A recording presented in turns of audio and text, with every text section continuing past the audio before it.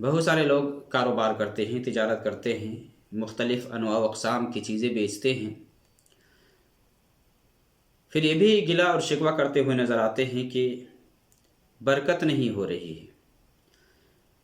تو کاروبار میں اور مال میں برکت لانے کے لیے اسلام نے جو اصول اور جو ضوابط دیا ہے نا، اس کو آدمی اپنائے گا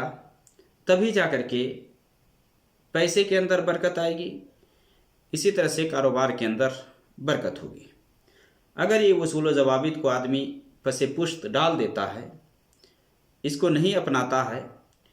یا یہ جو اصول و ضوابط ہے اس کا پاس و لحاظ نہیں رکھتا ہے، تو ظاہر سی بات ہے کہ تجارت کے اندر برکت نہیں آ سکتی ہے۔ نبی صلی اللہ علیہ وسلم کی حدیث ہے صحیح بخاری اور مسلم کے اندر، آپ صلی اللہ علیہ وسلم نے فرمایا البیعان بالخیار ما لم یتفرقا فإن صدقا وبینا بورک لہما فی بیعہما وإن کتما وکذبا محقت برکت بیعہما، کہ آپ صلی اللہ علیہ وسلم نے یہ بیان فرمایا کہ خرید و فروخت کرنے والے جب تک مجلس سے الگ نہ ہو جائے، جہاں بات چیت ہو رہی ہے وہاں سے الگ نہ ہو جائے، تب تک دونوں کو اختیار ہے۔ البیعان بالخیار ما لم یتفرقا، جب وہاں سے جدا ہو جائے تو پھر بے پکی ہو جائے گی، لیکن جب تک جدا نہیں ہوئے ہیں، جب تک مجلس میں ہیں، تو پھر اختیار ہے، دونوں کو اختیار ہے، چاہے تو بے کو رکھے اور چاہے تو فسخ کر دے یا ختم کر دے، تو دونوں کو اختیار ہے۔ پھر آپ صلی اللہ علیہ وسلم نے فرمایا فَإِنْ صَدَقَا وَبَيَّنَا، کہ اگر یہ خرید و فروخت کرنے والے دونوں اگر اس میں سچ بولیں گے اور جھوٹ سے اجتناب کریں گے، فَإِنْ صَدَقَا وَبَيَّنَا، یعنی سچ بولیں گے اور جو اس کے اندر خامی ہے، جو خرابی ہے، اس کو وہ بیان کریں گے، تو آپ صلی اللہ علیہ وسلم نے فرمایا بورک لہما فی بیعہما، بے کے اندر، تجارت کے اندر برکت ہوگی۔ وَإِنْ كَتَمَا وَكَذَبَا، ہاں اس کے اندر جو خرابی ہے، جو کمی ہے، جو عیب ہے، اس کو اگر وہ چھپاتے ہیں، یعنی چھپائیں گے یا جھوٹ بولیں گے، تو آپ صلی اللہ علیہ وسلم نے فرمایا محقت برکت بیعہما، بے کی برکت ختم ہو جاتی ہے۔ اب دیکھیں بہت سارے لوگ جھوٹ بول کر کے سودا کرتے ہیں، خریدنے میں بھی جھوٹ اپناتے ہیں، مان لے کام کچھ اور کرنا ہے اور بیچنے والے سے کہتا ہے کہ میں یہ کام کروں گا، مثال کے طور پر کہ زمین وہ اپنی ذاتی استعمال کے لیے خریدنا چاہتا ہے، اب جا کر کے قیمت کم کرانے کے لیے وہاں کہتا ہے کہ مسجد بنواؤں گا یہاں، اور جب خرید لیتا ہے یا جو بیچنے والا ہے کہتا ہے بھائی مسجد بنوائے گا، چلو کچھ کم قیمت ہی لے کر کے دے دو، لیکن وہ کیا کرتا ہے کہ وہ اپنے لیے خریدتا ہے،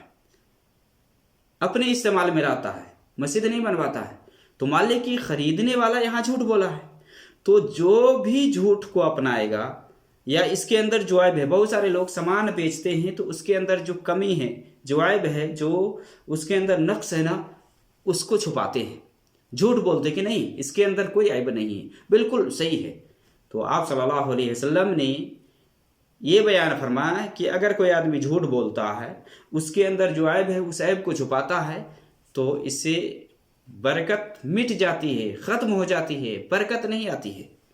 تو برکت لانے کے لیے، کاروبار میں برکت لانے کے لیے ضروری ہے کہ انسان سچائی کو اپنائے، حق کو اپنائے، اور جو کاروبار کرتا ہے اس کے اندر جو کمی ہے، جو عیب ہے، اس کو بیان کرے، جو خریدنے والا ہے، جو گراہک ہے، اس سے بیان کر دے کہ اس کے اندر یہ کمی ہے۔ لیکن کمی کو جانتے ہوئے اگر کوئی آدمی چھپاتا ہے اور جھوٹ بول کر کے، بلکہ بہت سارے لوگ تو جھوٹی قسم کھا کر کے بیچتے ہیں، تو جو لوگ جھوٹی قسم کھا کر کے بیچتے ہیں سامان، تو اس کے اندر بھی برکت نہیں۔ نبی صلی اللہ علیہ وسلم کی حدیث اس کے بارے میں بھی ہے۔ تو اگر کوئی شخص کاروبار کرتا ہے، سچائی کو اپنا کر کے چلتا ہے، چہ جائے کہ اس کے پاس کم مال آتا ہو اسی کے اندر اللہ رب العالمین برکت رکھ دیتا ہے۔ لیکن ایک آدمی ہے کہ جھوٹ بول کر کے یا جھوٹی قسم کھا کر کے یا عیب کو چھپا کر کے بہتر طریقے سے بیان کر کے کہ اس کے اندر کوئی عیب نہیں ہے، کوئی خرابی نہیں ہے، ہائی فائی قیمت لیتا ہے، تو وقتی طور پر اس کو لگتا ہے کہ پیسے تو بہت آ رہے ہیں لیکن اس پیسے کی برکت ختم ہو جاتی ہے۔